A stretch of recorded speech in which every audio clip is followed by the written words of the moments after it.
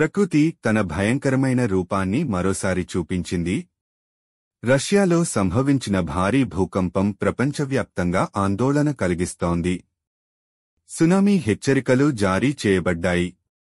పూర్తి వివరాల్లోకి వెళ్లేద్దాం. రష్యా తూర్పు తీరంలో జూలై 30వ తేదీన రాత్రి భారీ భూకంపం సంభవించింది.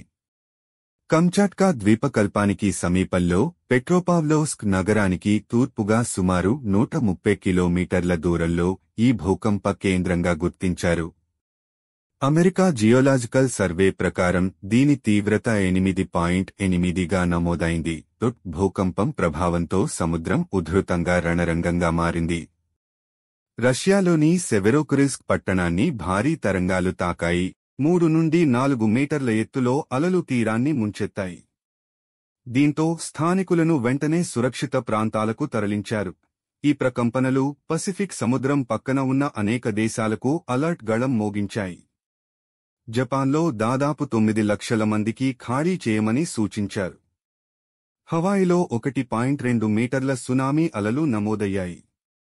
అమెరికా, అలాస్కా, ఫిలిప్పీన్స్ వంటి దేశాల్లో కూడా అప్రమత్తత నెలకొంది. భారతదేశానికి ఎలాంటి సునామీ ముప్పు లేదని అధికారులు స్పష్టం చేశారు. హిందూ మహాసముద్ర తీర ప్రాంతాల ప్రజలు భయపడాల్సిన అవసరం లేదని ఇన్కాస్ ప్రకటించింది. రష్యాలో సంభవించిన ఈ ప్రకృతి విపత్తు ప్రపంచాన్ని ఉలిక్కిపడేలా చేసింది.